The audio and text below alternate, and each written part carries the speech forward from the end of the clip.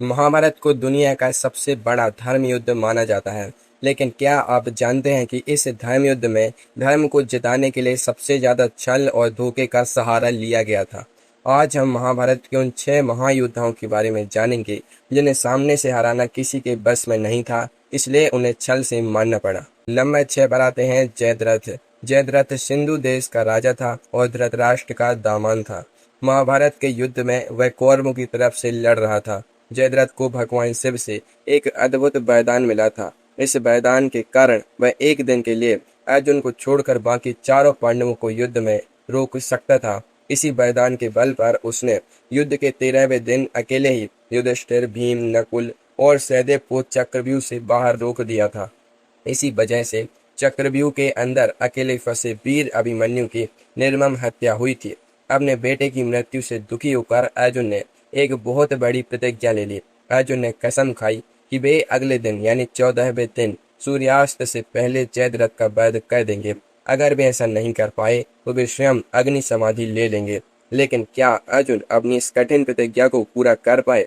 युद्ध के 14वें दिन कौरवों ने जयद्रथ को बचाने के लिए अपनी पूरी ताकत झोंक दी। द्रोणाचार्य ने जयद्रथ को सेना के सबसे पीछे छिपा दिया। अर्जुन अर्जुन लाख कोशिशों के बाद भी जयद्रथ तक नहीं पहुंच पा रहे थे। धीरे धीरे दिन ढलने लगा और सूर्यास्त का समय पास आ गया। कौरव मन ही मन खुश हो रहे थे कि अब अर्जुन अग्नि समाधि ले लेंगे और पांडवों की हार पक्की हो जाएगी। तब युद्ध भूमि में एक बहुत बड़ा चमत्कार हुआ। भगवान श्री कृष्ण ने अपनी योग माया का उपयोग किया। उन्होंने सूर्य को बादलों के पीछे छिपा दिया। देखते देखते चारों तरफ अंधेरा छा गया। युद्ध भूमि में मौजूद हर किसी को लगा कि सूर्यास्त हो चुका है। जयद्रथ खुशी के मारे अपनी सुरक्षा छोड़कर वापस आ गया। वह अर्जुन की मौत का तमाशा देखने के लिए हंसता हुआ सबके सामने खड़ा हो गया। जैसे ही जयद्रथ सामने आया, श्री कृष्ण ने अपनी माया हटा दी। बादल छट गए और सूर्य फिर से चमकने लगा। अभी सूर्यास्त नहीं हुआ था। श्री कृष्ण ने तुरंत अर्जुन को आदेश दिया कि वे अपने गांडीव धनुष उठाएं। अर्जुन ने बिना एक पल गवाए अपना बाण चलाया और जयद्रथ का सिर धड़ से अलग कर दिया। इस तरह युद्ध के 14वें दिन जयद्रथ को नकली सूर्यास्त के बड़े छल से मारा गया। लेकिन जयद्रथ तो बस शुरुआत थी। आगे एक ऐसा युद्ध आने वाला है जिसे मानने के लिए खुद भगवान को अपनी मर्यादा छोड़नी पड़ी। नंबर 5 पर आते हैं दुर्योधन। दुर्योधन कौरव सेना का राजा और महाभारत के इस महाविनाशकारी युद्ध का मुख्य सूत्रधार था। युद्ध के अंतिम दिन यानी 18वें दिन तक कौरवों के लगभग सभी बड़े योद्धा मारे जा चुके थे। दुर्योधन अपनी जान बचाने के लिए एक तालाब के अंदर छिप गया था। पांडवों ने उसे ढूंढ निकाला और युद्ध के लिए ललकारा। दुर्योधन अपनी माता गांधारी के पास आशीर्वाद लेने गया था। गांधारी ने अपनी आंखों की पट्टी खोलकर अपनी दिव्य दृष्टि से दुर्योधन के पूरे शरीर को लोहे जैसा मजबूत यानी वज्र का बना दिया था। लेकिन दुर्योधन ने अपनी कमर के नीचे एक पत्ता लपेट रखा था, इसलिए उसकी जांघें सामान्य मांस की रही और वही उसका सबसे बड़ा कमजोर हिस्सा बन गई। सोचिए, जिस योद्धा का पूरा शरीर लोहे का हो उसे कोई सामान्य तरीके से कैसे हरा सकता है। युद्ध के 18वें दिन भीम और दुर्योधन के बीच एक भयानक गदा युद्ध शुरू हुआ। भीम अपनी पूरी ताकत से दुर्योधन पर वार कर रहे थे, लेकिन दुर्योधन के शरीर पर गदा के प्रहार का कोई असर नहीं हो रहा था। उल्टा दुर्योधन के वार से भीम लहूलुहान हो रहे थे। भीम धीरे धीरे थकने लगे और ऐसा लगने लगा कि दुर्योधन यह युद्ध जीत जाएगा। तभी वहां खड़े श्री कृष्ण ने एक बहुत बड़ी कूटनीति और छल का सहारा लिया। गदा युद्ध का यह कड़ा नियम था कि कोई भी योद्धा विरोधी के नाभि या कमर के नीचे प्रहार नहीं कर सकता। ऐसा करना महापाप और नियमों के खिलाफ माना जाता था। लेकिन श्री कृष्ण जानते थे कि अगर दुर्योधन को आज नहीं मारा गया तो अधर्म जीत जाएगा। श्री कृष्ण ने भीम का ध्यान अपनी ओर खींचा और अपनी जांघ पर हाथ थपथपाकर भीम को इशारा किया। भीम समझ गए कि उन्हें क्या करना है।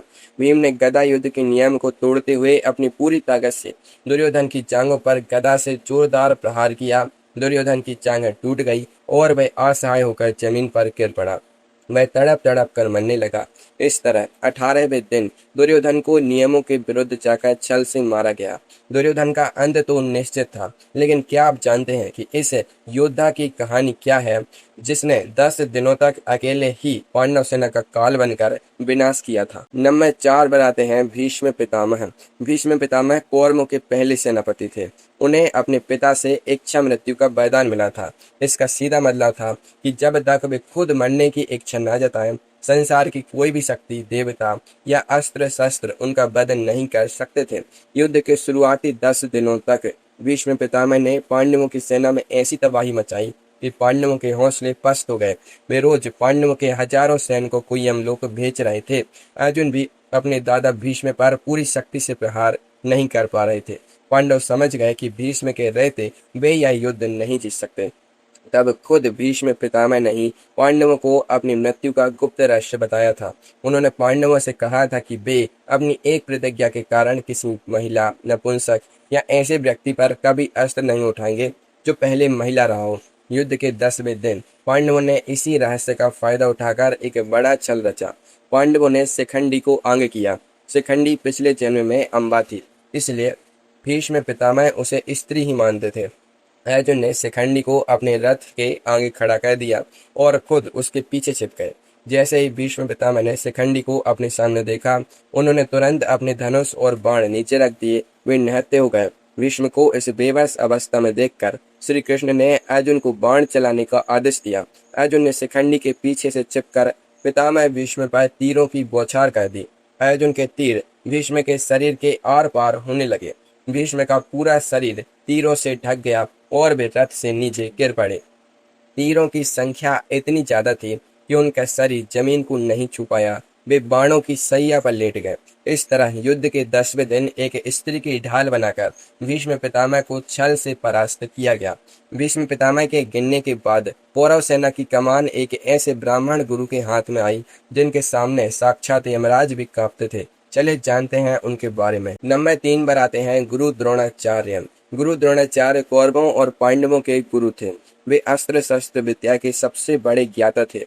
भीष्म पितामह के बाद वे कौरव सेना के दूसरे सेनापति बने। जब तक उनके हाथ में धनुष बाण थे, उन्हें हराना देवताओं के राजा इंद्र के लिए भी असंभव था। युद्ध के 15वें दिन गुरु द्रोण अत्यंत क्रोध में थे। वे पांडवों की सेना को बहुत तेजी से खत्म कर रहे थे। उन्होंने पांडवों के कई महान योद्धाओं को मार गिराया था। श्री कृष्ण भली भांति जानते थे कि जब तक गुरु द्रोण के हाथ में शस्त्र हैं, पांडवों की पूरी सेना शाम तक नष्ट हो जाएगी। उन्हें सीधे युद्ध में मारना मुमकिन नहीं था, लेकिन एक महान गुरु और एक पिता को कैसे बस में किया जाए। श्री कृष्ण ने गुरु द्रोण के अपने एकलौते पुत्र अश्वत्थामा के प्रति अत्यधिक मोह का फायदा उठाने की योजना बनाई। श्री कृष्ण के कहने पर भीम ने अपने ही सेना के अश्वत्थामा नाम के एक विशाल हाथी का अपनी गदा से वध कर दिया। इसके बाद पांडव सेना में यह बात फैला दी गई कि अश्वत्थामा मारा गया। गुरु द्रोण को जब अपने बेटे की मृत्यु की बात पता चली तो उन्हें अपने कानों पर विश्वास नहीं हुआ। वे सच जानने के लिए धर्मराज युधिष्ठिर के पास गए, क्योंकि युधिष्ठिर अपने पूरे जीवन में कभी झूठ नहीं बोलते थे। युधिष्ठिर ने गुरु द्रोण से कहा कि हाँ, अश्वत्थामा मारा गया, लेकिन इसके तुरंत बाद उन्होंने बहुत धीमे स्वर में कहा कि वह मनुष्य था या हाथी, यह मुझे नहीं पता। जैसे ही युधिष्ठिर ने आधा सच बोला, श्री कृष्ण ने बहुत जोर से अपना पांचजन्य शंख बजा दिया। शंख की तेज आवाज के कारण गुरु द्रोण युधिष्ठिर के आखिरी शब्द नहीं सुन पाए। अपने प्राणों के से प्रिय बेटे की मौत की खबर सुनकर गुरु द्रोण गहरे शोक में डूब गए। उन्होंने अपने सारे अस्त्र शस्त्र रख दिए और युद्ध भूमि में ही आंखें बंद करके समाधि ले ली। वे पूरी तरह से निहत्थे और ध्यान में मग्न थे। इसी अवस्था का फायदा उठाकर द्रुपद के पुत्र धृष्टद्युम्न ने अपनी तलवार से गुरु द्रोण का सिर धड़ से अलग कर दिया। इस तरह युद्ध के 15वें दिन एक महान गुरु को एक झूठी खबर के बड़े छल से मारा गया। गुरु द्रोण के बाद अब बारी थी उस योद्धा की जिसके साथ उसकी किस्मत, उसके श्राप और स्वयं देवताओं ने भी बार बार छल किया था। नंबर 2 पर आते हैं दानवीर कर्ण। कर्ण सूर्य देव के पुत्र थे और उनके पास देवराज इंद्र को दान में दिए गए कवच और कुंडल के बाद भी अपार शक्ति थी। उनके पास भगवान परशुराम द्वारा दिया गया विजय धनुष था। जब तक वह धनुष कर्ण के हाथ में था, दुनिया का कोई भी योद्धा उन्हें छू भी नहीं सकता था। कर्ण और अर्जुन के बीच की दुश्मनी पूरे महाभारत की सबसे बड़ी लड़ाई थी। युद्ध के 17वें दिन इन दोनों महाधनुर्धरों के बीच एक ऐसा युद्ध हुआ जिसने धरती को हिलाकर रख दिया।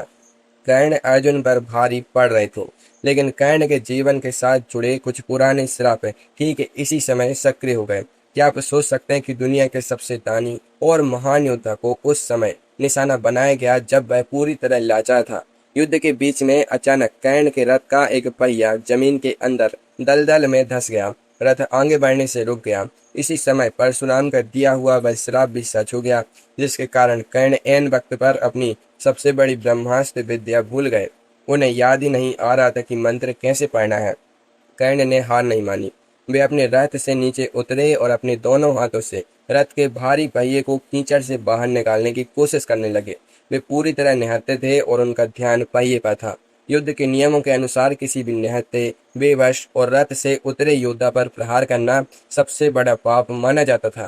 कर्ण ने अर्जुन से कहा कि वे युद्ध के नियमों का पालन करें और उन्हें पहिया निकालने का समय दें, लेकिन तभी श्री कृष्ण ने अर्जुन को बीच में टोका। उन्होंने अर्जुन को याद दिलाया कि जब कौरवों ने द्रौपदी का अपमान किया था और अभिमन्यु को घेरा था, तब उनके नियम कहाँ थे। श्री कृष्ण ने के आदेश पर अर्जुन ने अपने आंसू पोंछे और गांडीव से अंजलि का अस्त्र छोड़ दिया। मैं बाण सीधे जाकर कर्ण के गले पर लगा और निहत्थे कर्ण का सिर कटकर जमीन पर गिर गया।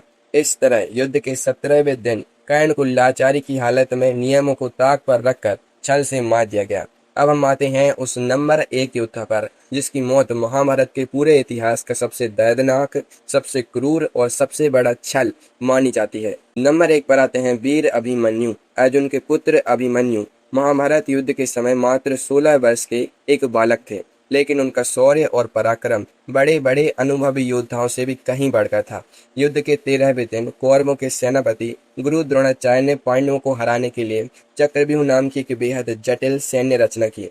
पांडव सेना में अर्जुन के अलावा कोई भी इस चक्रव्यूह को तोड़ना नहीं जानता था। कौरवों की चाल के तहत अर्जुन को युद्ध भूमि से बहुत दूर दक्षिण दिशा में भेज दिया गया था। युधिष्ठिर बहुत चिंतित थे।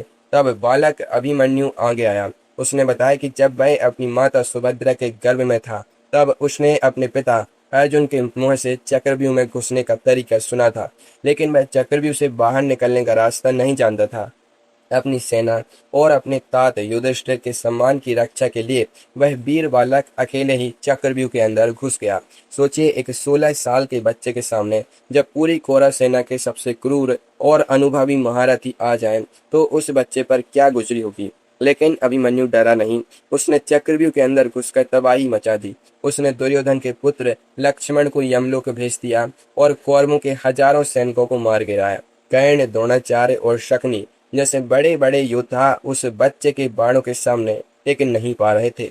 जब दुर्योधन ने देखा कि यह बालक अकेले ही उनकी पूरी सेना को खत्म कर देगा और कोई भी उसे सामने से नहीं हरा पा रहा है, तो उसने एक बहुत ही नीच और क्रूर योजना बनाई।